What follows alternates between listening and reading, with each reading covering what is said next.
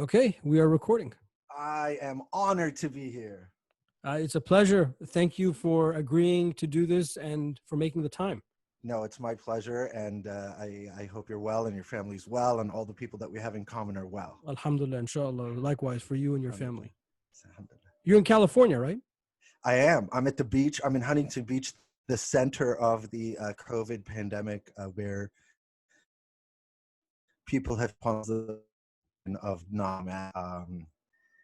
There are literally deans of colleges here in Orange County who are on the school board arguing against making students wear masks in schools. So I am in the fire. Yeah, well, interesting times.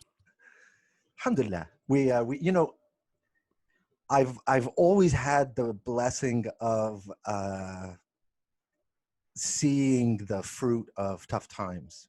So perhaps unrealistically, but I'm always of the opinion that these are action-inducing moments. And we as human beings have a responsibility to attempt to push the momentum in one direction as opposed to another. Very true. Very true. So where should we begin our discussion that I'm sure will be all over the place? I mean, I'm a guest in your home, man. Would you like to? I'm a guest at your home. So Habibi. I actually don't even remember what was the initial. We were like, there was some kind of online Facebook post that we were commenting on. It was from that we decided we should do this. I don't even remember what that was, but so much has whenever that was, so much has transpired since then. It might have even been before Ramadan. I can't even really remember. Khalas, because all the days now, I mean, I don't even know what month it is, what year it is. It's COVID era. Well, let's begin with the proposition that Muslims are broken. Okay. In our time today, the vast majority of people who identify as Muslim have a dysfunctional relationship with the deen of Islam. Primarily, it is the dysfunction of cultural inclinations overwhelming religious literacy, or it is the best example, the Azhari yielding to Napoleon. This is in the book Islamic Enlightenment. When the French came to Egypt, they noticed that people were, men were holding hands and walking with their arms folded, and the French came to the Egyptians and said, "What is this?" And the Egyptians said, "This is haram. This is not our way of being. These people are not among us." So Napoleon said, "Okay, no problem. I want you to make everything that's haram a crime in the secular law, so that your society can begin to advance to modernity." And we as Muslims, now I have not yet touched Islam. We as Muslims, I think, have reached a level of illiteracy in the deen and the dunya, and the dialectic relationship between them, that we have become completely lost. Let's start with that proposition. Easy one, right? It's a low-hanging fruit. I agree with that proposition. In my world and in my work, I phrase it a little bit differently, but I think we mean the same thing. I believe that there is a widespread level of ignorance amongst Muslims towards Muslim practices, Muslim beliefs. And when I was younger, I thought I understood why. And then as I get older and as I have more experience with the community, I understand that it is very, very complicated answer. So there are multiple things that are informing or not informing. There are multiple things that are directing this ignorance. One of them, I think, is that we still are in a way suffering from the trauma of the loss of the caliphate. And I don't think that is something that we dealt with completely effectively. Not that we need a caliphate. That's not what I'm saying. I'm saying that was such a traumatic historical incident that we were definitely not prepared for is definitely unparalleled. I mean, there have been like losses in the past, but not like this where it's like all over. And it was all over from Muslims. It was like Muslims themselves that said, nah, we don't need this anymore. Just chuck it outside. And that coupled with the colonial experience, I know that people get sick of hearing that, but that really is a big trauma. And trying to deal with that. You mentioned Napoleon, this idea of modernization. What does that mean? Does that mean that we're backward, that Islam is inherently backward? So we have all this stuff that's thrust on the heartland of the Muslim world. And with that's going to come a lot of trauma trying to deal with it. And in that, there are a lot of reactions. And I still think that a lot of the movements that we have today, in one way, shape, or form, somehow yield back to some of those reactions, whether it's a political reaction or a fundamentalist reaction or a Mahdiist reaction, like a messianic reaction. So that's sort of one area. The other area is what I call like the dominant culture, not necessarily Western culture, but just the modern dominant culture. There are certain themes that are thrust upon us that seem now multiplied because of social media and the rapidity by which they are spread, that we are impacted by them, and without, unbeknownst to us, we adopt some of those themes. And in us, give me an example of one. so an example is the idea of publicly shaming somebody, calling out people. Okay. Whereas in the more traditional Islamic world, the idea of satr, or the veiling, that is one of Allah's names, as-sattar, the fact that your sin has been veiled, and therefore if I see my brother or sister committing a sin, I should veil their sin. So God veil my sins on the day of judgment. And if you say that publicly now, people are like, you're insane. Are you saying that we should protect pedophiles? Like, I didn't say that. I'm not talking about that. But I'm saying I don't have to publicly shame people if I saw somebody that's acting so, not a crime, we're talking about non-crimes. Then the Islamic way, quote unquote, would be for me to go and sit down with this person and try to give them nasiha, discuss it with them, see, is there something going on? Is there something I can do to help, etc. But now we have almost no tolerance. We want to call out everybody. Look, this person 15 years ago tweeted, or maybe there was no Twitter back then, but you know what I mean? This person's X number of years ago said this one statement, and that's boom, cancel, destroy, burn down this. We're talking about Muslims against Muslims. Burn down this person. That's a function of the modern culture, because that's how the modern culture is. When you see like people like Weinstein and Jerry Epstein and these kind of things, you're like, man, these guys are evil. We should bring them down, right? You start saying that yourself. So you carry that into your tribe, and you're like, yeah, we should, we should tear it down too.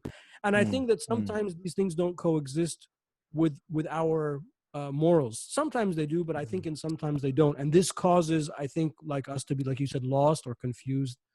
Wait, okay, let's take that one for example, because I can imagine many listeners wanting me to say the following.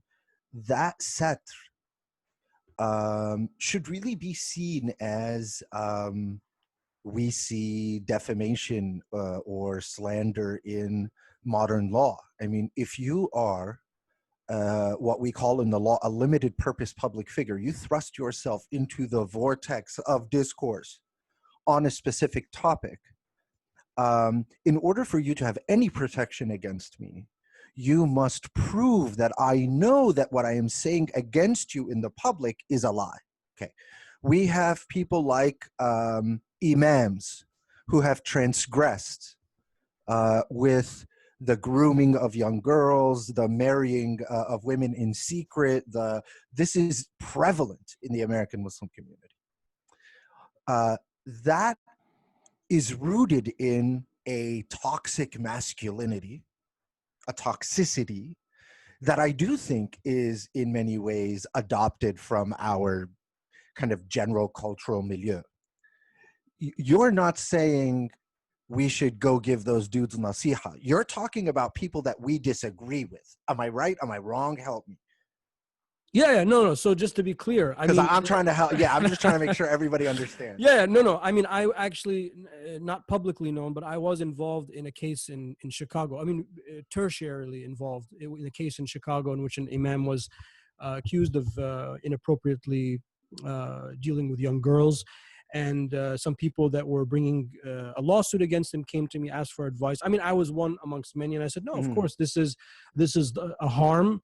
And Allah Ta'ala clearly says, وَإِن جَاءَكُمْ فَاسِقٌ بِنَبَإٍ فَتَبَيَّنُوا. Tabayyanu. So there's nothing wrong with that, and this is a crime against another person, and Great. therefore that other person has the right for legal recourse, and we shouldn't feel any shame as Muslims to engage in that. And those are Beautiful. despicable, bad crimes. I'm not talking about that because those are Beautiful. crimes. I'm talking about you see me after Jummah on Friday. I take off my Jummah gear and I'm walking in the mall with a woman who is Yeah, yeah, obviously not my wife, but yeah, yeah, yeah, yeah. maybe not dressed appropriately. You're like, what's up with, Tarek? Hmm. So rather than let me snap a picture Mm-hmm. and post it, Mm-hmm. maybe, maybe this is like my sister from like another Mm. mother or something that like is Mm. visiting, and Mm, I took, or mm, mm, whatever, there has to mm, be like this, what we call husn al-dhan. mm. That we're losing that right now. Yeah, I think that's right. I think that's right. The problem, though, and forgive me, Tara, I'm going to take it right to like your space here. The problem here is um, Muslim scholars are making really, really big mistakes in the last 2 or 3 years. I mean, there is a whole regime of, and I don't know what word to use, traditionalists. I don't know. I'm not trying to use any sort of derogatory terminology. Sure. Um, who will, for example, cite Ibn Rajab, and they will say, "How dare you?" I mean, are we allowed to just mention scholars that have written this, or are we not allowed to mention scholars that have written this? I don't know. I think we agreed that we were going to be Good, honest and transparent. good. With respect, and with love, and we're all trying to figure something out. And this is not when Timothy Winter writes or speaks that Ibn Rajab explains to us, "How dare you be an imbecile to think that you can think of something that the original scholars have not thought of." That this insistence on your critical thinking rises to the level of shirk. Okay? The finishedness, not finality. I'm not arguing that the Prophet ﷺ is not the last messenger, not finality. The finishedness of Islam that has been presented to the people is not true. Islam is unfinished. And its finishedness comes with the critical thinking and applying of heart and mind of the abd in an attempt to come closer to God through righteous action and the improvement of self and improvement of society around you. I would argue that the regime that says there is an answer, we're not talking about aqidah, we're all big grown-ups here, we've done a lot of reading and a lot of schooling, that say there is an answer on these questions, it yields a discourse of, like, let's be honest, the first cancel culture is the cancel culture of the imams.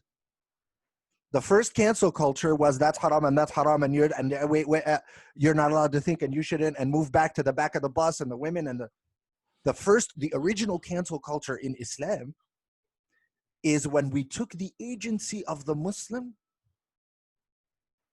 to be literate in the deen and the dunya enough to be able to walk this life with courage and strength and hope in the untested feasibility of what is possible in Islam and in the world. Like you like Tariq, you and I sit with scholars. The Islam of scholars is not the same as the Islam of the masses. The So Islam of scholars is very, very sweet. Let me just finish this one. Very sweet, very kind, very soft, it smells nice. There's coffee around and it's everybody's music. like, it's It's music. it's music. It's music. Please. So, I mean, I not to sound like I'm defending T.J. Winter. I don't know the reference you're making, so No, no, no problem. I'm gonna No go just problem. abstractly, or even to the original quote of Ibn Rajab. No But problem. the way I was taught, and the way I teach my students, and I think that the way I like to keep front and center, is that we have to differentiate between what we would call an original text, like a text of the Quran and the Sunnah. And then we have to understand that text, and then we have to apply that text. And all three are going to be different. So if somebody's going to come and say, I don't like these verses in the Quran, let's just like throw them away No, and no, print no, a no, new no. We're edition. not, No Muslim, that's not going to work, because no Muslim is really going to agree and to that. nobody's saying that. No one is saying that. Yeah. But how do you understand the text? Whoa, that's a whole nother thing, because you have to bring to bear an immense amount of intellectual resources to understand the text, simply because we believe these texts come from the absolute, even the Sunnah. So, but I'm not absolute. So that means my understanding, your understanding, Ibn Rajab, Imam Shafi'i's understanding, it's always going to be partial based on the constraints that we have at the time that we have. I'm pretty sure that Imam Shafi'i is infinitely smarter than me, and 99.999% of the times is going to get it right, and I won't. So therefore, I have respect for what he did. But the idea that it's like locked and sealed and tucked away, nobody's really said that, But because you just, ijtihad. but you kind of just said that. I mean, when you yield, like Imam Shafi'i lived in a reality that is in diametric opposition to the reality that we live. Yeah, well, I was going to say there are certain things. So one of the things that the reason I mentioned Imam Shafi'i specifically, somebody like him, is he laid down a methodology for understanding. Mm-hmm. So if I'm going to say I can come up with a different set of tools to understanding the Quran and Sunnah, I probably won't. But if I use the tools laid down by Imam Shafi'i, I might come up with different conclusions on issues that are transitory. Not on like wudu and salah and siyam, because that stuff doesn't change. It is what it is. But on the social issues that we live in, that we're dealing with now, Good. on the issues of human to human transaction, which is the bulk majority of Islamic law, that stuff always changes. So therefore, my understanding will change. And therefore, more importantly, my application of the Quran and Sunnah will change because of those changing circumstances. Good. Who has the authority to make that process, to engage in that thinking and applying process? The person that has learned the interpretive tools, the tools laid down in usul al-fiqh. Some of them are agreed upon, some of them are specific to different schools. To understand what qiyas means, ijma', to understand the parameters of the Arabic language, to know the basic verses upon which the Sharia is based, which are about 500, to learn the hadith upon which the Sharia is based, which are about 2,000. And more importantly, or equally importantly, to know the world in which they live in now. So if somebody comes and asks me about vaping, I need to know everything there is about vaping. I can't just be like, that's haram. I need to know, like, buy me a thing of vape or whatever and give me some flavors and bring it to me and let me see. That's what the ulama did in the past. They experimented to test things out. So somebody says, I was just asked this morning about cryptocurrency. Okay, I need to learn about blockchain and crypto and the different types, because if I can't capture in my mind completely what that thing is, I will not be able to apply the Quran and Sunnah to it. So that's also, you need to know the here and now. So my question to you is, what about another model where we raise Muslims to have literacy in Islam and the dunya, and they then become secular experts in cryptocurrency, and then other Muslims call them and say, hey, how do you deal with some of the ethical challenges that are presented in this space, right? Like the idea that there is a repository of wisdom that is authorized. Like, let me give you another example. Muhammad al-Yaqubi from Syria, he has a book called Refuting ISIS. And in the book, he makes the exact same kind of error that Imam Zaid Shakir made on Facebook when the sex slavery thing first started, which is the Jonathan Brown argument that the reason why sex slavery is not permitted among ISIS, this is like from the text of Muhammad Yaqubi, is that the states that are Muslim majority states have signed on to treaties that obligate them away from the permissibility, if the prerequisites are present, of engaging in sex slavery. But because these people come from nation states that have opted out, these people that are engaging in sex slavery on behalf of ISIS are engaging in haram. However, if these treaties do not exist, we revert back to the original structure, which says that if you meet the necessary, this kind of prisoner of war, slave, sex slave, not slave, this kind of familiar argument that we know. Okay, and then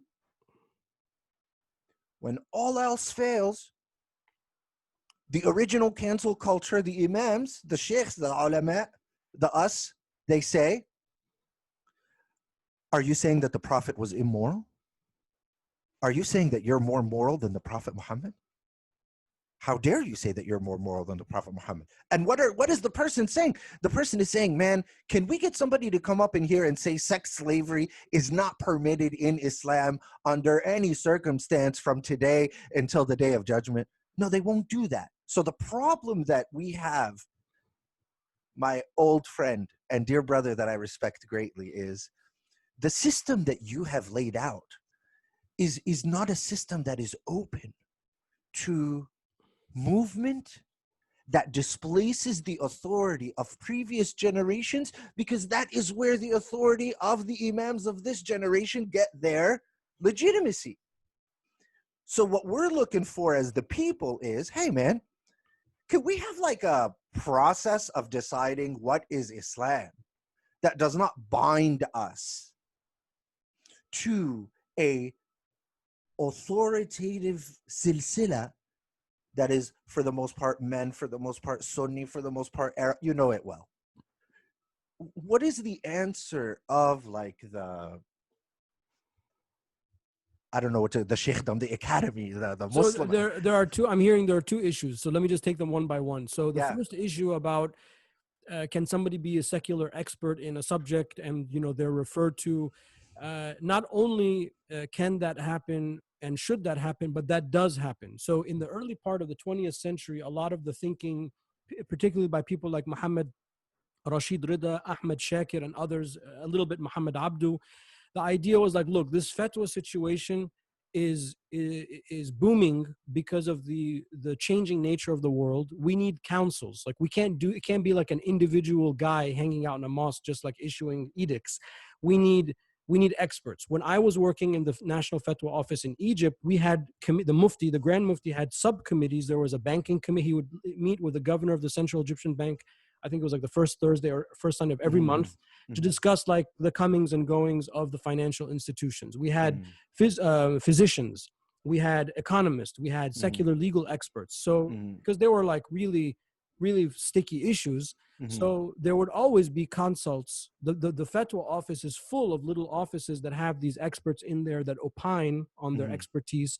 That is precisely what I meant by having to know the here and now. So going back to the vaping example, or THC or marijuana, or now mushrooms and psychedelics and these type of things, for me, Bro, that's a really big, I just got to say for the people, that's a big category, dog. Could we not like put all okay, those so things together? I meant some of the, because like you just went from like vaping to psychedelics, sorry, and you slashed weed in the middle of the. That's a Freudian slip, because these are issues that I'm interested in researching. I'm sorry. So in my mind, no, I'm joking. But for me, because I'm interested, I just mentioned it.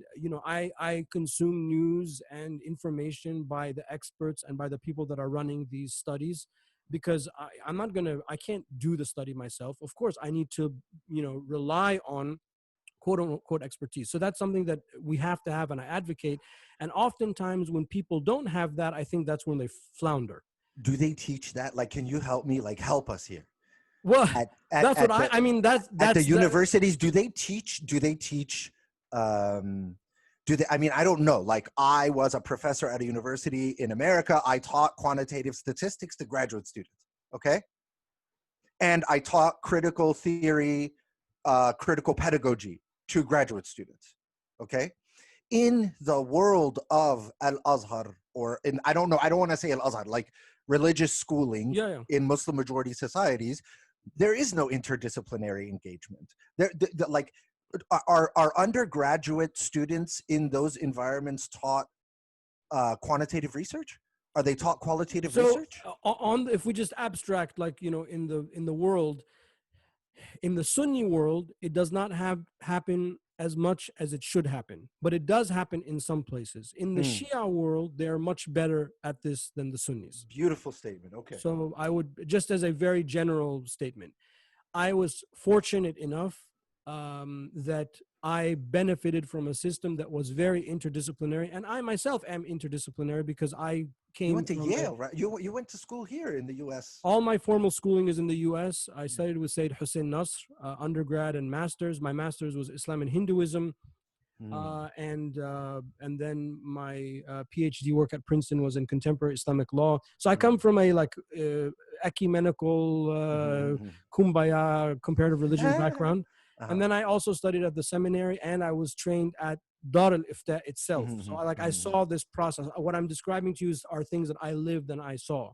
No, So I totally cool. respect the interdisciplinary approach, and I criticize people that come from the quote unquote traditional Sunni world that do not have that, because they oftentimes make gross mistakes.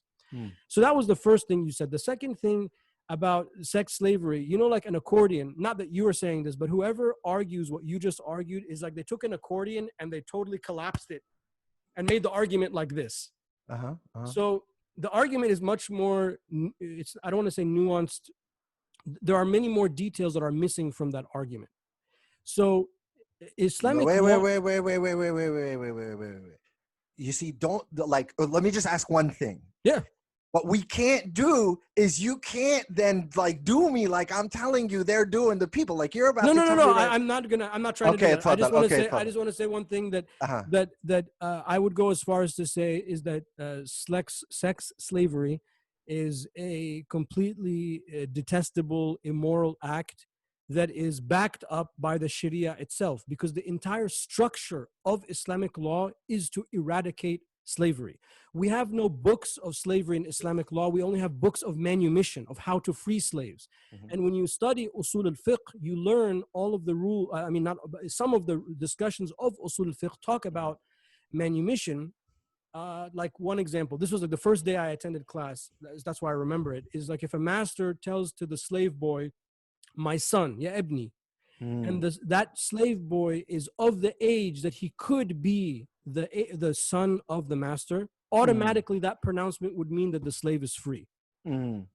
So there are all of these type of rules and loopholes because the whole structure is to free slavery. My brother, you're talking about a completely different time, man. No, but Like we're I'm talking talking, about Islamic law as a system of legislation. we are in complete agreement that the Quran and the fiqh that has been promulgated pursuant to the Quran aims to end slavery. We're in complete agreement. Okay, but that's what I want to be doing. That's where I'm living in my mind. What are you referring to? We're okay. I'm asking you, can we get without all that a clear statement against the permissibility of slavery and Okay, sex slavery slavery in is Islam? haram. There. Uh-huh. Slavery is okay. So then what's going on then with the well then why would people like the people I mentioned argue the way that they argued? Because there is there is a historical process of how we got to this point, because it wasn't outlawed until whatever, like the mid 1800s, I think. Mm-hmm.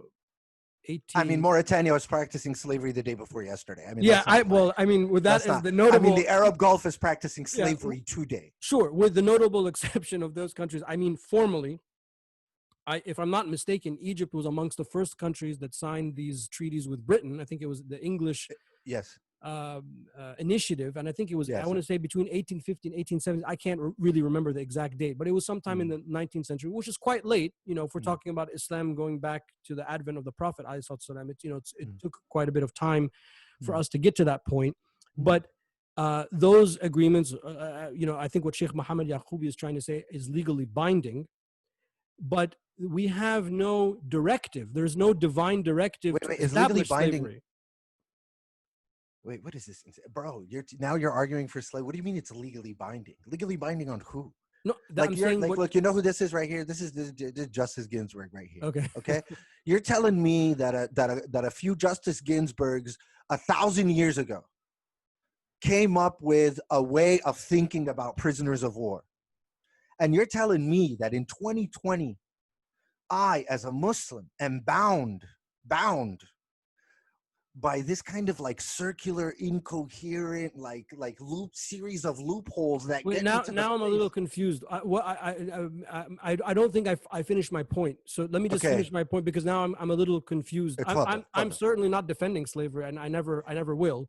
No, I, no, you're saying we're bound by.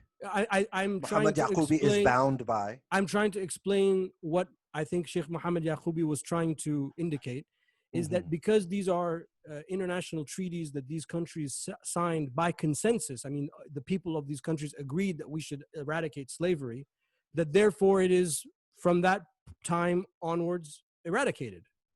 I think that's what he's just trying to say, to prove that there's no legal basis of what ISIS is claiming.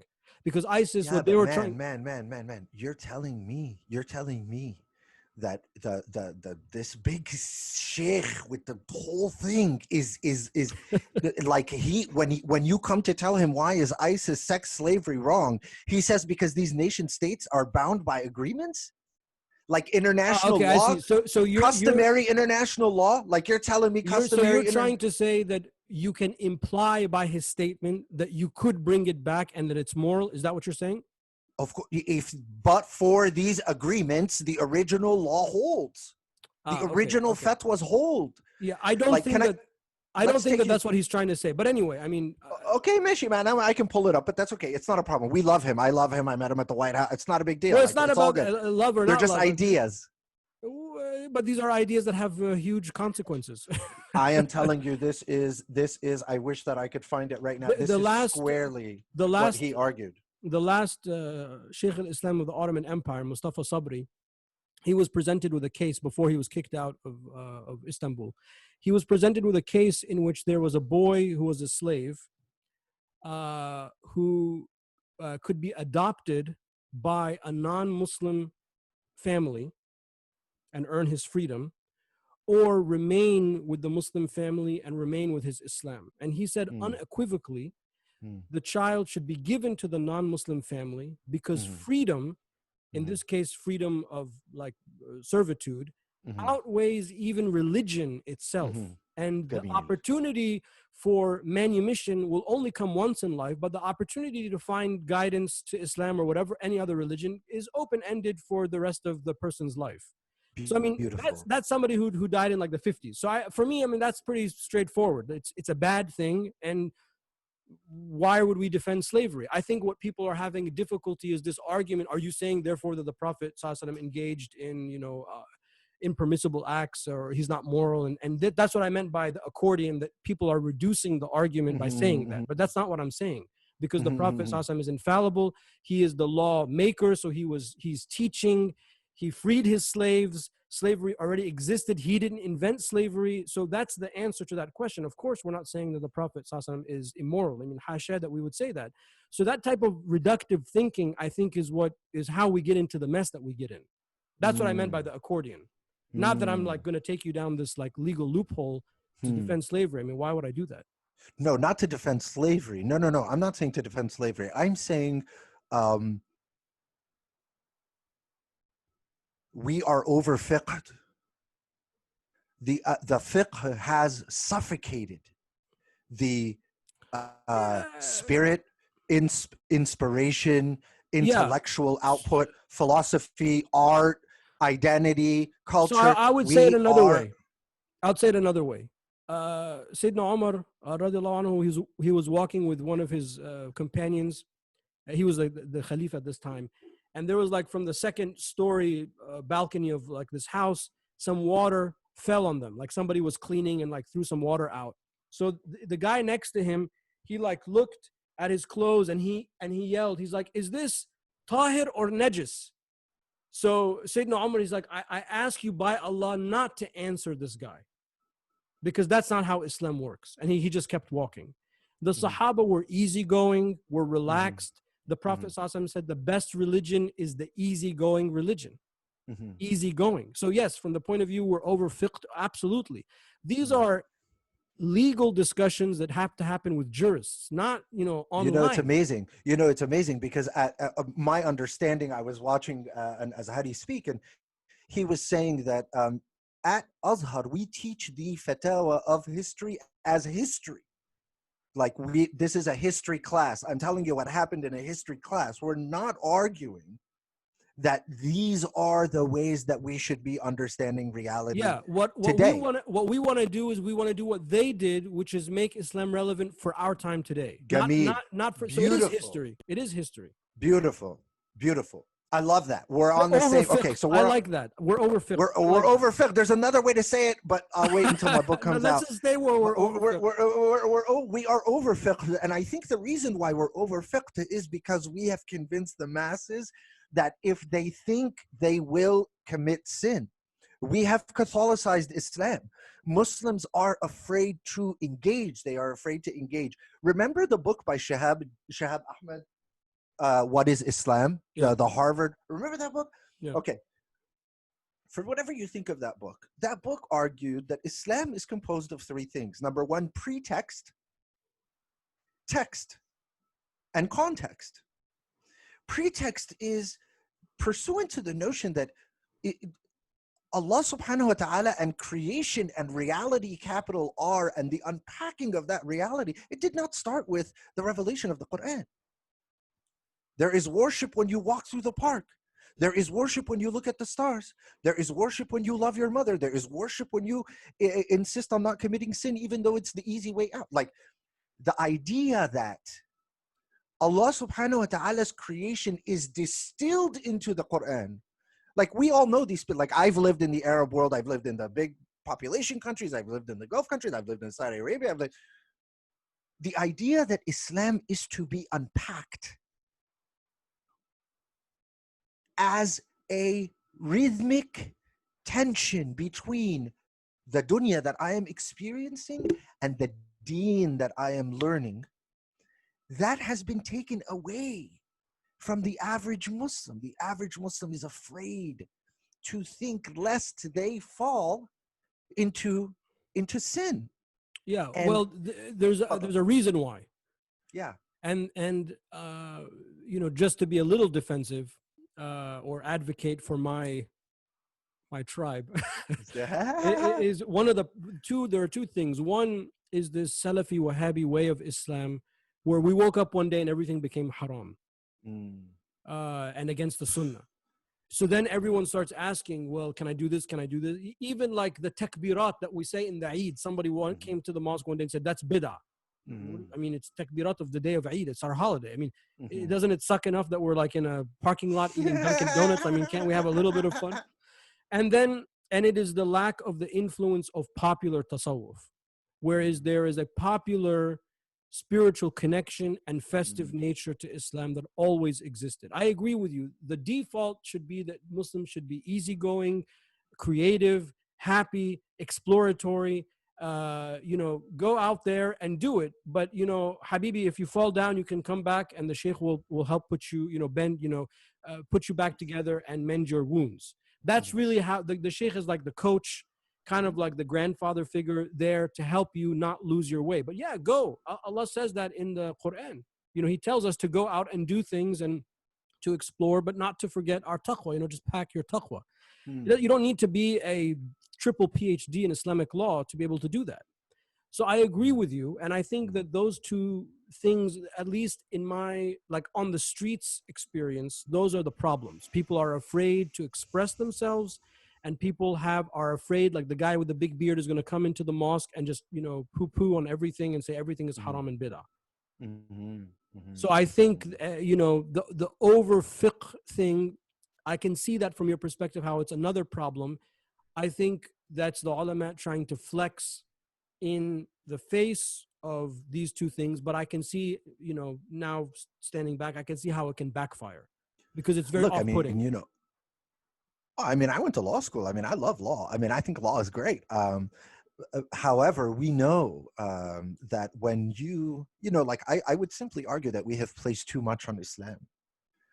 have placed too much on Islam. We want Islam to explain the post-colonial experience and explain white supremacy and explain those dudes and explain slavery and explain war and explain human rights and explain the place of women and but the structure that has been created in the last 1400 years doesn't yield that. It kind of only yields what I've always argued it yields: basic parameters, red lines, an encouragement to unpack the creation that Allah subhanahu wa ta'ala has made for you to ponder as worship. Okay, pretext that wisdom.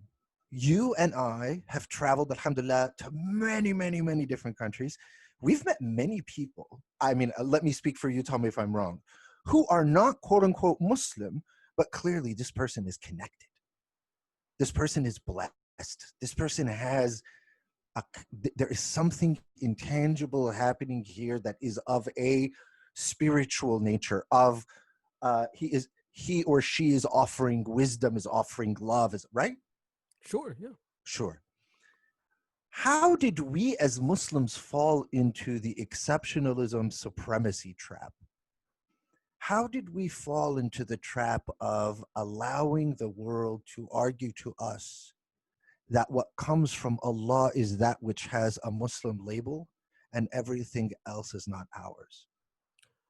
Well, I think we suffer from, post-empirism, where Islam has been such a dominant force like forever since its advent. And we controlled everything and did everything and discovered everything, and there are Muslims all over the place. And I think that we still have this like dominance idea of hegemony in our subconscious as Muslims, even as Muslim minorities, like as we are in the United States or in Europe or elsewhere. Whereas other religious groups that have always historically been minorities, they don't have this attitude. They know that they have to live with the context of their society all the time, and probably for the rest of time, or else they'll be extinct. Like there are religious groups like Zoroastrians that are they're holding on with a thread. There are other minority communities like Jews who are thriving and whose numbers continue to increase, etc. But you can observe in the minority attitude a certain disposition towards the type of things you're talking about. I don't think we have that. And I think in Muslim majority countries, it's even more pronounced, where the idea that there can be like hikmah from like a non-Muslim, it's like not even on anyone's mind, because, well, why would you go there? We have everything here. And but those same people will listen to Nasir Shamma, unpack maqam Hijazin, and they will literally say, Allah. Yeah, because it's beautiful. But doesn't that blow your mind, dog? Like, why are we, sorry, I didn't mean to call you dog in the podcast. No, that's fine. Why are we, why don't we encourage the overcoming of parochial Islam? Nobody here is saying we lost the spirit. We lost the spirit of the early generation. The early generation translated everything they found from ancient wisdom, ancient Indian wisdom, Greek, Roman, ancient Egyptian. They were obsessed with these things. They had official places that they used to translate these documents. And that's how we know about the ancient world, is through the filter of the Muslim. They didn't have a problem with it. The Muslims didn't come into Egypt, see the pyramids and the Sphinx and say, blow it up. But rather the Sahaba prayed next to the pyramid and the Sphinx. And not that it's necessarily like a sound narration, but there is a tradition in Islam that the Sphinx, the head of the Sphinx, is the head of Idris alayhi salam. Oh, wow. So no one said, oh, astaghfirullah, look, this is like, they're like, oh, wow, subhanallah, that must be Prophet Idris. Wow, that's amazing. We gotta keep this. So that's what we lost. We lost that attitude because we are not comfortable with our own system. I think if you're comfortable with your own system, like, I love, I went to Japan. I had blessed to go a couple of years ago to 2 trips to Japan. And it's a place that's been on my radar for such a long time. And because I spent so much time studying Buddhism, I really thrived being able to visit all of these Buddhist monasteries and meet Buddhist monks and priests and to talk. I went to a Zen monastery. We talked about meditation and Zen thinking. I also got to see, dozens of Shinto shrines. So for me, I'm like, this is amazing. I've been studying about this mm, stuff for like a decade, and then now I get to see it and mm, interact. I never felt like threatened, like they're going to take away my Islam, but I feel more as a Muslim because I had that exposure. So one of the mm, things that I picked up along the way is I think that when you study other systems of belief alongside your system of belief tends to be more grounded. You ground mm. yourself. And I think that it's like people that don't have that attitude are not secure in their Islam. I'm not going to lie to you. I have always made the observation that the people that say the craziest stuff within Islam are the people that have like recently decided to take up the mantle of being publicly Muslim. I mean, usually um, people who are centered in the strength of their I don't want to say conviction. I want to say process of becoming in their faith. They don't often feel the need to assault the other, and so that I think brings us to. Can I ask one more thing, or are you going to ask No, more? go ahead, man. We're not. I'm We're not enjoying doing this. this. Allah khalik. We're like in a rhythm, Allah man. Just khalik. keep going.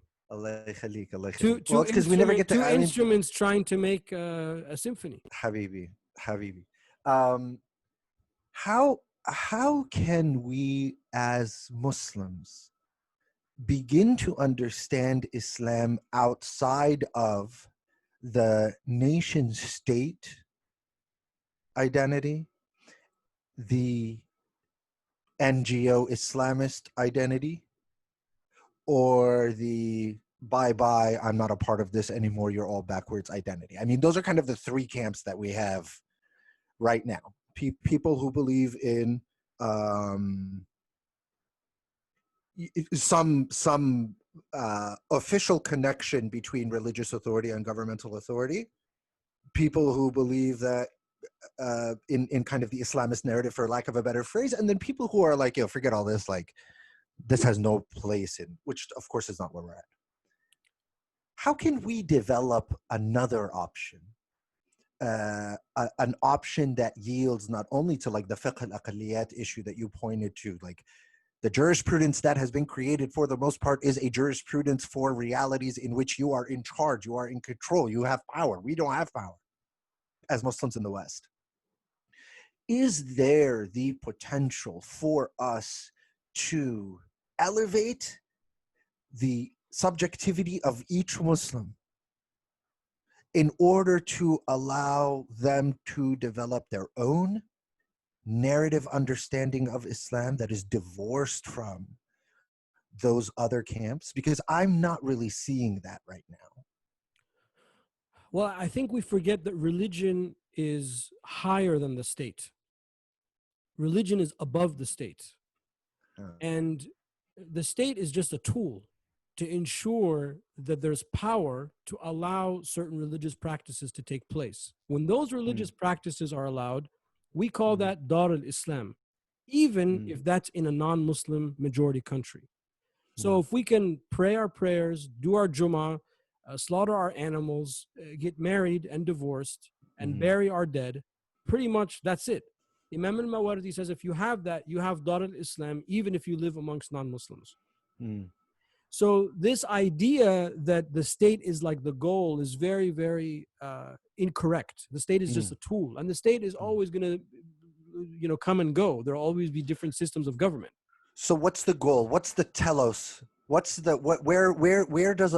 what's the goal for an individual Muslim, regardless of their level of religiosity, regardless of their level of literacy? What should their subconscious be concerned with? I want a space where I can find and discover God.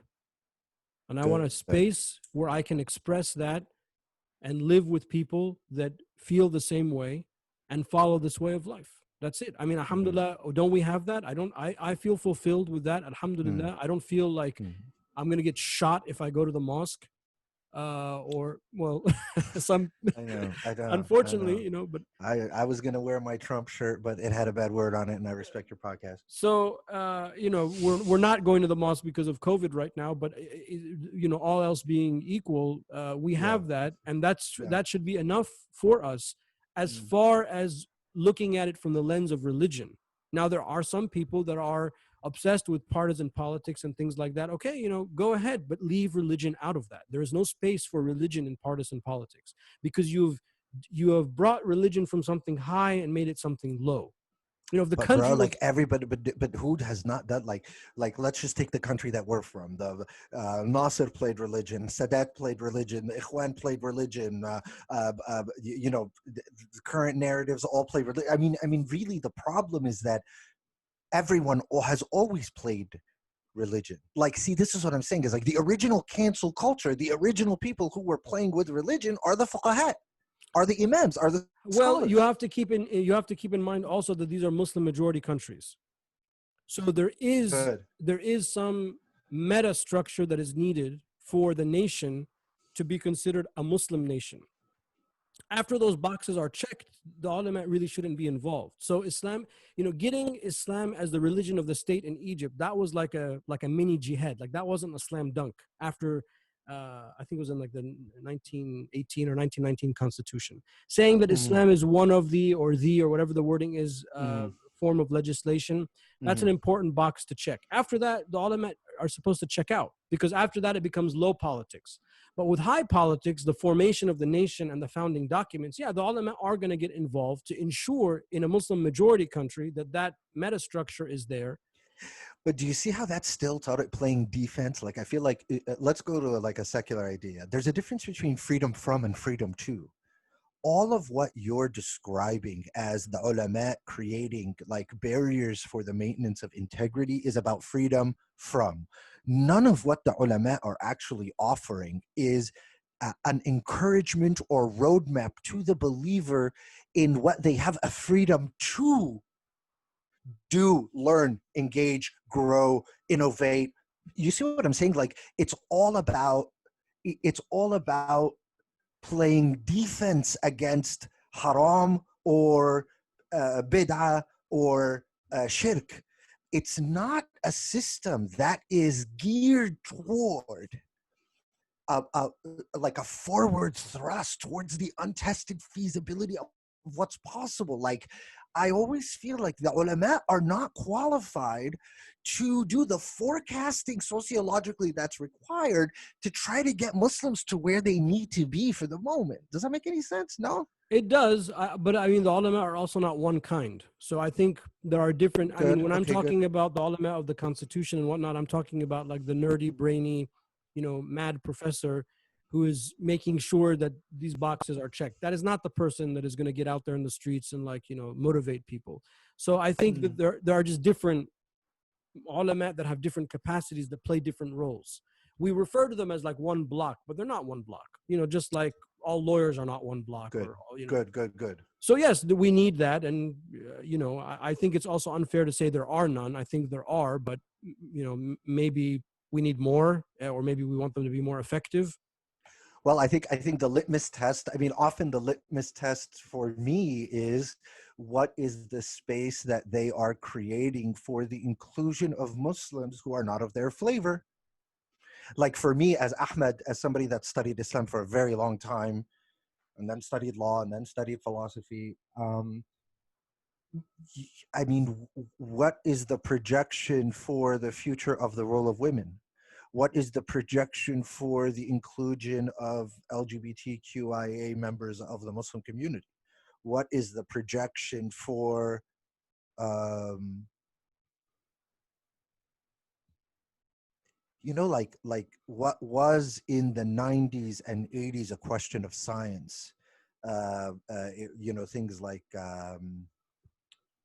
fertility treatments, are they permitted, are they not permitted, etc., today have become sociological questions like, where will we end up as Muslims in a space where we are reasonable and we are in a dialectic rhythm with reality? Like, most Muslims, we are not living in reality. We are not engaging reality where it stands. Why? Because we're not sober. Half of us are not sober because we're drinking and doing other things that are haram, but the other half are not sober because either of nationalism or of religious exceptionalism or of personal racism or of, you know what I mean? So the, the challenge for me, and the challenge that I present to the people whom I love, who are in the scholar class, if you will, is, do you think about where you're taking us? Do you ever think about where we're going, aside from this kind of like the three models that I've presented? And if so, what is the process of teaching these people that equips them to be able to forecast ethics into the future? Like, we didn't just, like, when we were over fiqh, when we did that, we didn't just do that. We gave up ethics. We gave up ethics. Like, when you talk to any Muslim about ethics, they look at you like, hey, bro, I don't know what you're talking about, bro. That's not, like, that word doesn't come from. So we gave up these things. How can we convince Muslims that Islam is big enough for the modern moment if all they see is a retreat? Like, most of the Islam that is presented to the I'm sorry to use the phrase, the average Muslim, is rear view mirror Islam. Stop looking in front of you. Look at the rear view mirror. Stop looking in front of you. Look at the rear view mirror. Why? Because what's in the rear view mirror is what's blessed. It's closer to the original experience. It has more beauty in it. Those scholars know more. They're more authentic, organic, et cetera, et cetera, et cetera.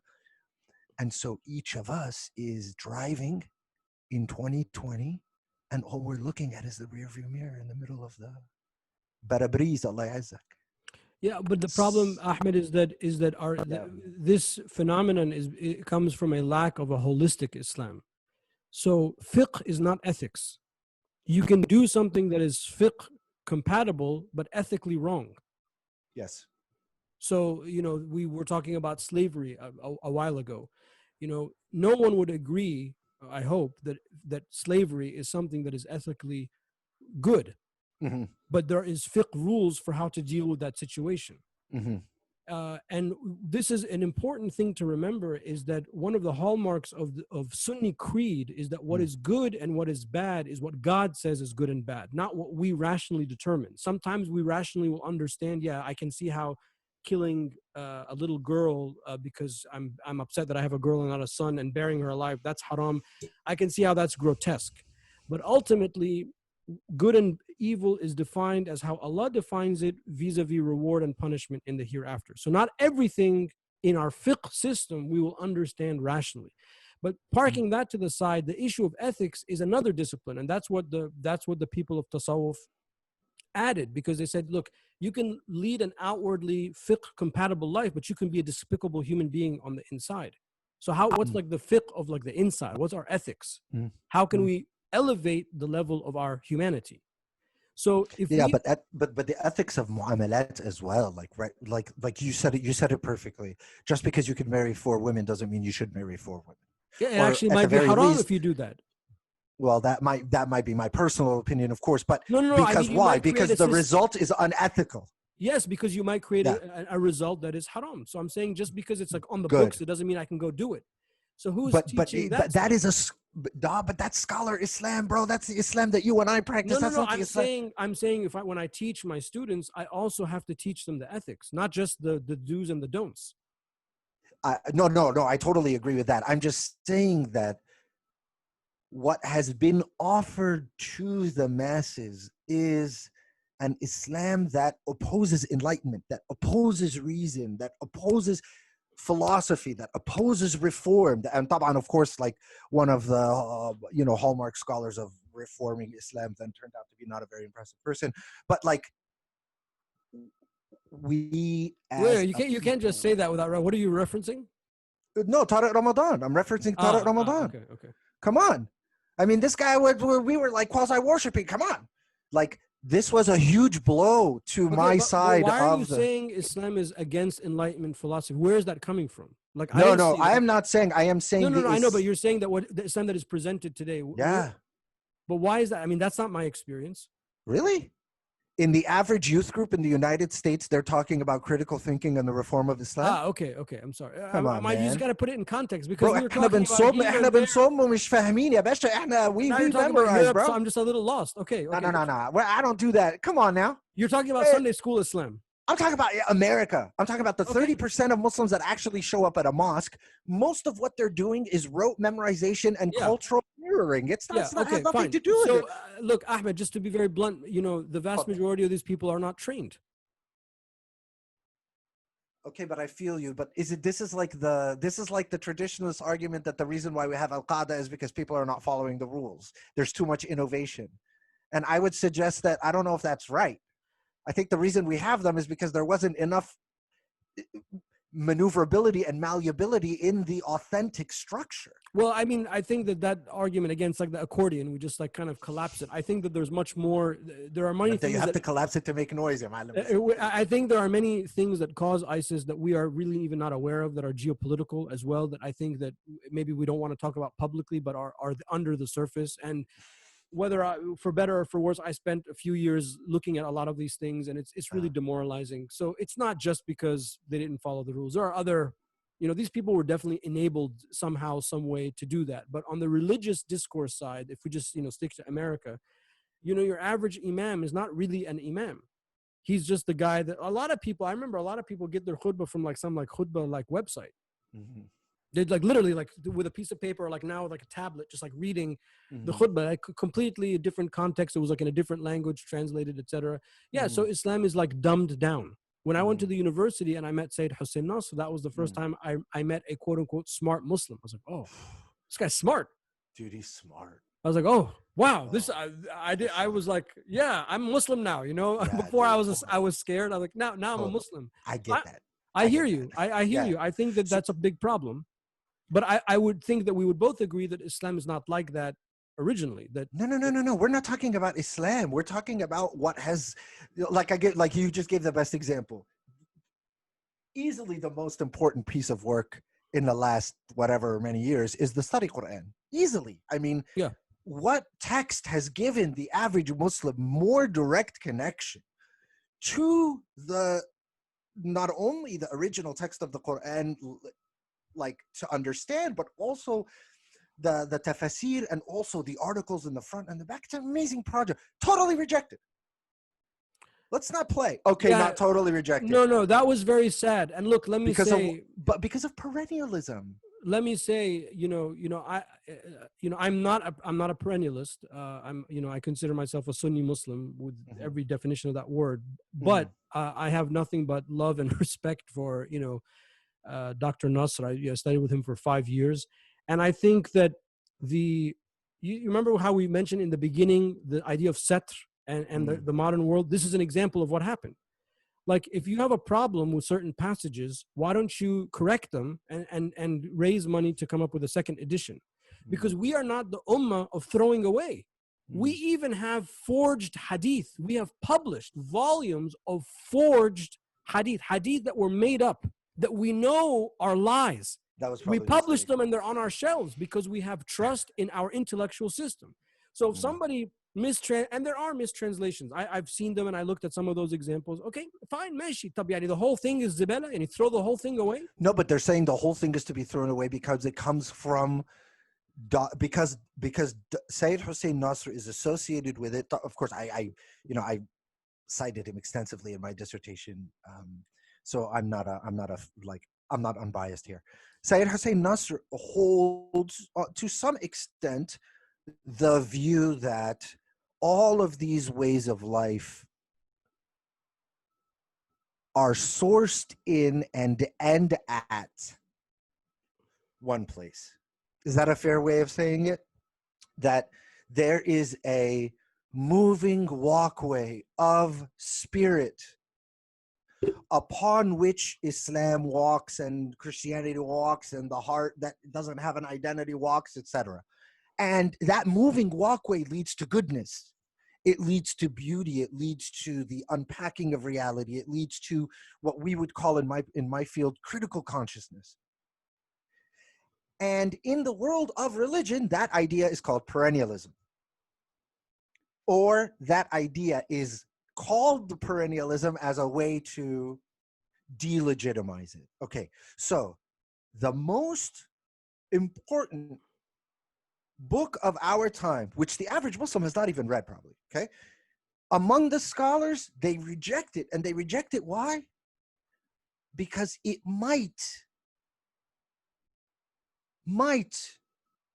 argue for the fact that Islamic supremacy and exceptionalism is not necessarily a prerequisite to faithfulness. Ahmed, this is not the way of the ulama. You don't just take something and chuck it because somebody said something that you don't like, especially something that took 20 years to produce, and you have to publish online the mistakes. That's it. Yeah, no, but I'm not on that. I'm asking you, we live in a world where this most important project was rejected because it could have been interpreted to say that all paths lead to Allah subhanahu wa ta'ala. I want to talk about that idea. I'm not talking about the project. Fine. Well, but it's not quite like that, because what he's saying, first of all, there was cutting and pasting of certain translations of tafsir to make that meaning. So in those passages, which are only a handful, the translation is on purpose adulterated.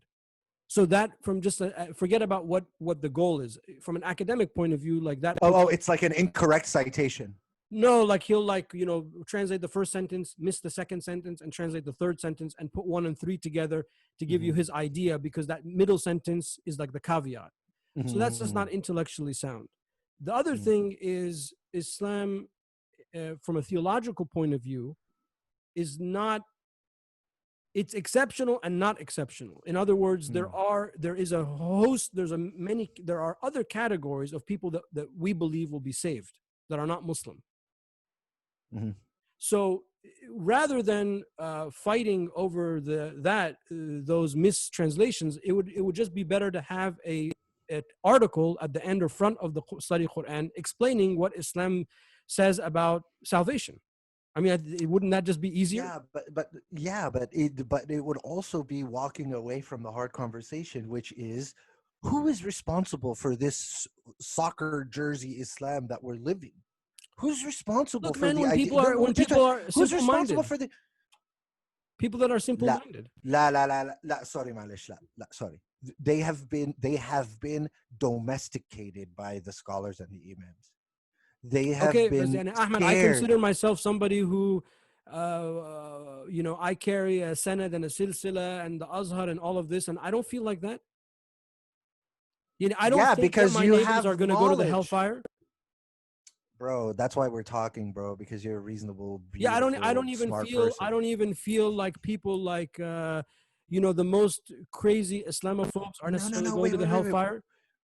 Not about hellfire. It's not about takfir. It's not about hellfire. It's about the idea that Islam is a basketball team, Christianity is another basketball team, Judaism is another basketball team, and the Hindus are over there, they're a basketball team, and everybody's got a different jersey on. And when you go to the tournament, what do you do at a tournament? You play against another team, and the goal is what? Is for you to win the game by having more points. Okay, that understanding of Islam, the metaphor up to a point. We are theological teams because there are theological differences, or else we wouldn't have different religions. But when we get together, I don't do the interfaith stuff that I do to combat people theologically. I get them so we can solve the problem of hunger in our county, or combating Department of Zoning, which is like the death knell of happiness in this country, is the Department of Zoning in every county government. It's where happiness goes to die. That's where power is. So yeah, a lot of power, man, a lot of power. I mean, now I understand Robert Moses and the power broker because of like the zoning stuff. So literally that's what we're talking about. But I don't believe in what the Latter-day Saints believe or what in the Hindus believe, but I also recognize that these are Ahlul Kitab. And why do we have that construct? So Ahlul Kitab doesn't mean Jew and Christian. Ahlul Kitab is any pre-Islamic organized religion. So why do we have all of these rules about Ahl al-Kitab? Because we have to live in them. And why does Allah tell us in the Quran, everyone has their own sharia and minhaja. Everyone has their way and their religion. Allah doesn't say go out, and bang everyone with the Quran and Sunnah until they convert. Allah says, La ikraha fi din. Allah says, وَمَنْ شَاءَ فَلْيُؤْمِنْ وَمَنْ شَاءَ فَلْيَكْفُرْ. Yeah, but our issue is Why did we not with throw away those meanings? You know why, man? Because they didn't have utility for the people that were in power at the time. I mean, whether it's like your local mosque board, all the way up to the Ottoman Empire that you mentioned. Like you were, when we started this conversation, you mentioned my podcast about the Hagia Sophia. Like we are, I don't want to use the word tribal because that's kind of orientalizing us, but we are a pigeonholing people. We come from camps, and we have allowed those camps to come to influence our interpretation of the Word of God. And I'm out here thinking, but there's got to be a way to interpret the Word of God without being in one of the camps. But I want you to understand that what I'm saying does not excuse the apparent, purposeful adulteration of some of the translations in the study Quran. That's why people were upset. So I agree with you as a theory, but if we just go back to a second to the actual study Quran project and why people were upset, I think they were upset because they're like, you know what, you on purpose, didn't translate sentence 2 and 3 because it clearly says opposite of what you think it says. But why are we afraid of tribalism, or why are we afraid of this exclusion thing? Is because it's easy to feel like I belong to the right group and you belong to the wrong group. And my group is going to win. But that, I tell you that is a sign that we are not confident in our own belief. If you're confident in your own belief, you're going to see the whole world as this fantastic opportunity to learn and plug things in and become a better person and help people and build a better world. That's what Allah wants us to do. That's what He says in the Quran. If you feel like your job is to go bash every Muslim that doesn't wear your jersey, No. Take me to the other side. Are you supposed to do that holding a flag that says Islam? That's where we're getting the misunderstanding. It's not that, like when you're in the world, when you're a part of this world. Well, it depends what you're doing. I mean, if you're a biochemist, you're a biochemist. That's the flag that you're wearing. My flag happens to be the flag of Islam because I'm an imam of a mosque, a resident scholar, and I do a lot of teach the Sharia. So I go to the interfaith thing literally because I'm carrying the flag of Islam. So that's for me. But if an athlete, if you're like Muhammad Salah, you're carrying the Liverpool flag. Islam becomes secondary vis-a-vis the public discourse. He's a practicing Muslim and everything, but why does he have to talk? Why does the news person have to ask him, what do you think about the Hagia Sophia thing? Ask him about about the game. Or the potential for next season. That's what But a big part of our oppression in America has been that each of us is forced into explaining Hagia Sophia, even though we have no, you know what I mean? Part of your oppression is you're a main answer, even on issues that you don't know anything about. I'm one of the people that mourns the lack of a healthy environment in which Muslims can fully actualize. And I think you're right. I think this cancel culture thing is a part of it. I, of course, come from the camp that, we've been mistreated by scholars. They have over-fiqhed Islam, and they have decentered. They've decentered the subjectivity of the individual worshipper of God, and they have created a bifurcation between the deen and the dunya that allows for brilliant people who do brain surgery during the day to come home at night, and once the topic of Islam is opened, they're the entire capacity for we're schizophrenic. We're schizophrenic. Yeah, that's a problem. And I think because I spend a majority of my time with quote unquote ulama, I think it's also hard for me to hear you say that, because I think the examples that you have are not the examples that I have, but Yeah, yet of course. but we call them all as like one block, the ulama. So let me step out of my own bias and Mm, say, yeah, there are certain personalities, either in foreign languages or in the English languages, who have, we thought or we assumed are like of the enlightened type, who have taken us down a path, that is regretful. And mm, my only, statement at this time to that is that that is not the Islam that I was taught. The Islam that yeah. I was taught was more holistic. That there Mm, are other things at play. The mm, fiqh stuff, that's for like the fiqh class. Like you're not gonna sit at dinner with your family and talk about legal precedents in American law, mm, or like start like reciting mm, let me read to you the latest Supreme Court mm, opinion, mm, right? Because they're not specialists. mm, But fiqh is the same way. So if we come to the community with all of that fiqh, you're right, we have overdone it with them, because that's not the place for that. The place there is to inspire, is to build, to embrace, to push forward all of the things that you've been talking about, to mm. create the space where people can find God, worship God peacefully. That's what's important in the public space. Beautiful.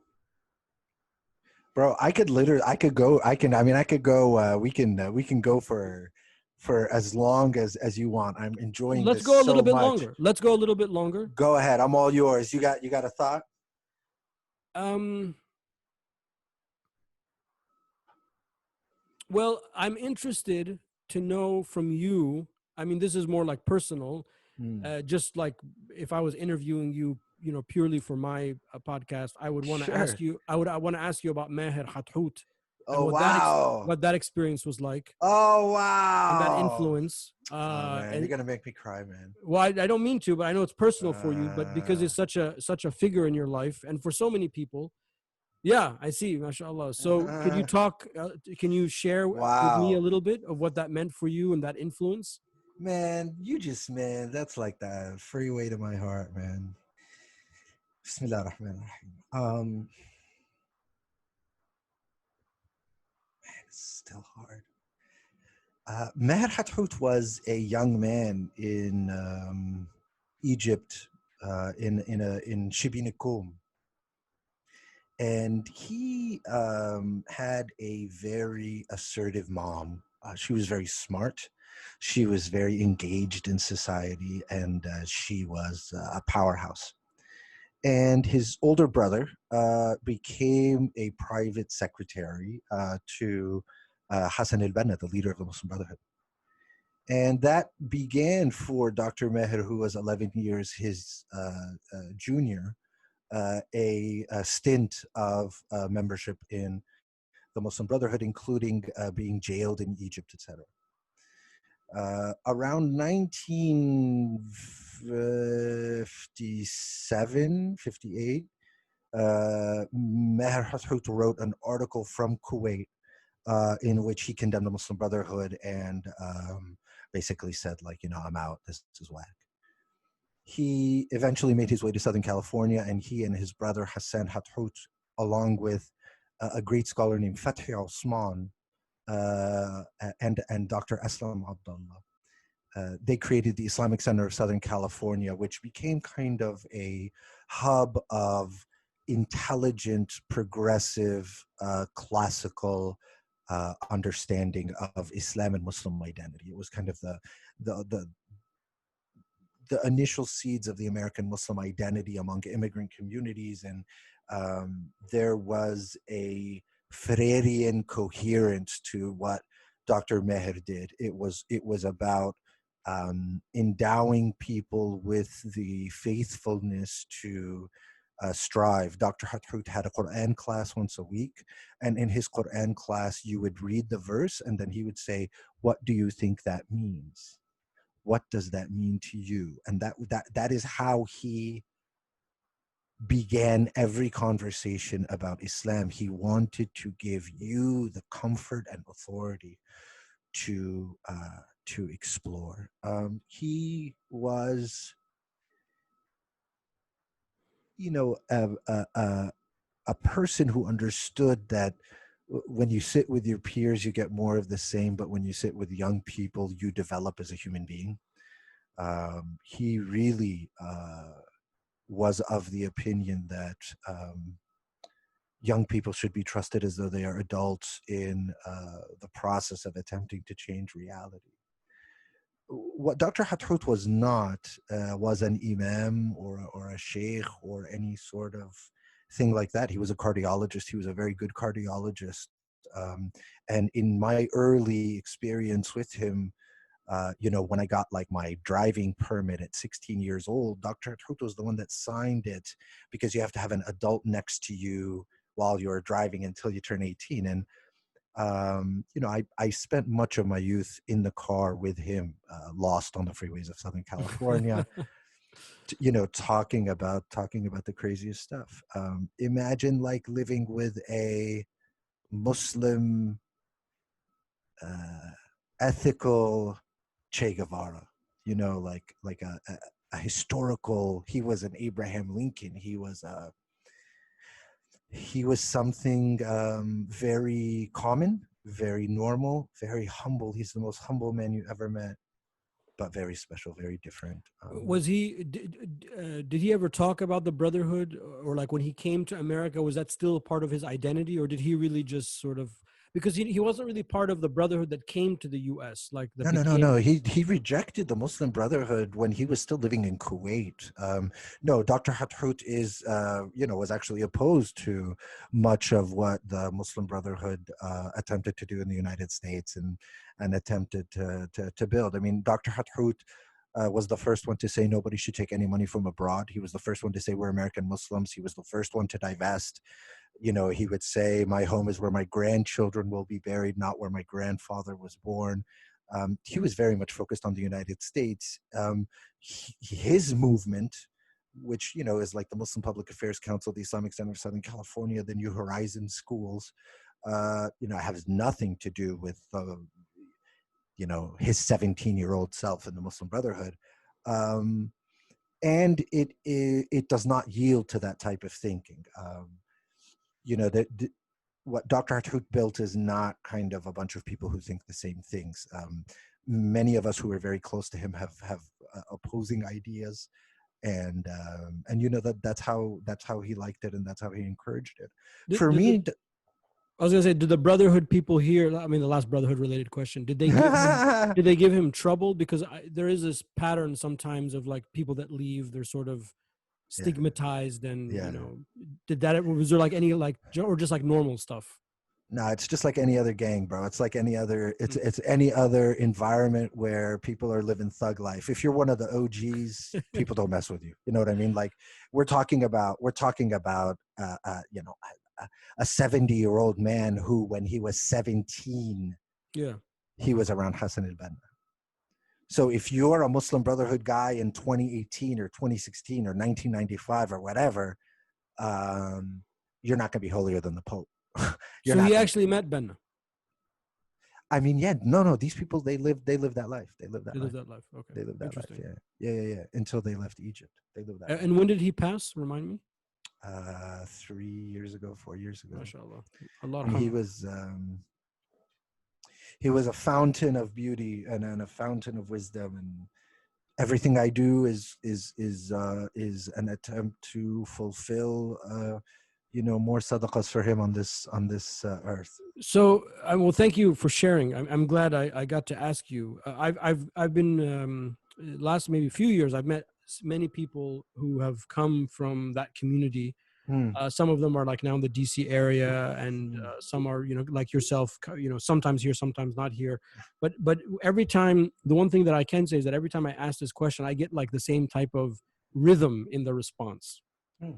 And just to tie our like two conversations together, the way you just reacted like to Dr. Hathout, Allah yarhamu, and the impact that he's had, and like the lasting, you have his pictures there, and he's like his living memory there.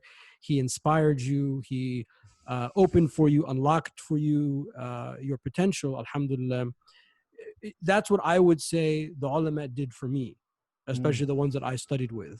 So I Hmm. think that there is something to be said that it is like a normal human need to have a mentor. Mm, mm, and somebody to guide you and look up to you. And mm, what I was taught is that if you're a person of that studied, sacred knowledge, as we call it in English, not the best translation, is like that's what you need to be for your community. So whether you're a public figure or you're like a local figure, if you're not helping the next generation, your Islam has failed, because this religion mm. is based on passing Islam from generation to generation.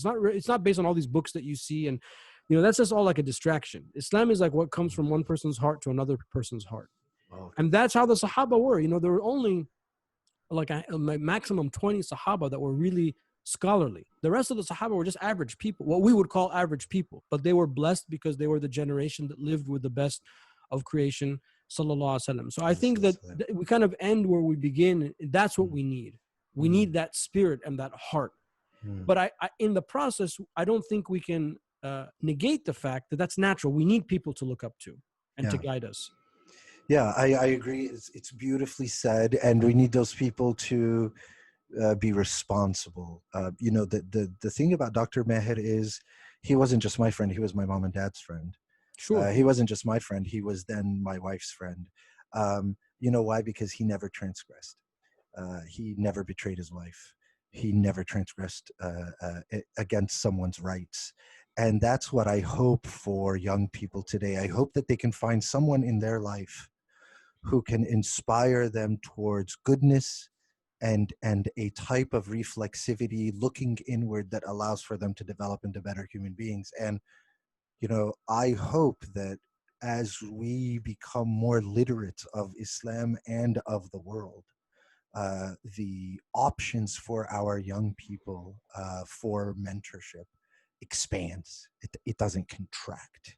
I hope that those mentors, if they were all invited into a stadium, they would all look very different from each other and be dressed very different from each other, because it requires a different type of messenger to reach each type of heart, mindset, paradigm. And I think a part of why we're struggling today is, we're not, the Prophet ﷺ said, "Khatib an-nasa ala qadri uqulihim," speak to the people on the wavelength of their minds. And I think our sense of supremacy has allowed for us to come to the mistaken assumption that the masses are to come to our wavelength, not that it is us who are required to go to the people's wavelength to preach that goodness. So I got to tell you, this has been easily the most beautiful and personally enriching conversation I've had Alhamdulillah, in a long likewise, time. likewise. I'm May glad that Allah we did bless this, you. and Yeah, bless you too. I'd love to keep doing it. Let's Well, let the if the world world turn. keeps going the way it's going, I'm sure we'll have a lot to talk about in a month. So, Yeah. Alhamdulillah. Thank you, sir. May thank Allah you. bless you. Thank you so You too, much. man. We'll talk to you soon, inshallah. Inshallah. Assalamu alaikum. Alaikum assalam wa rahmatullah.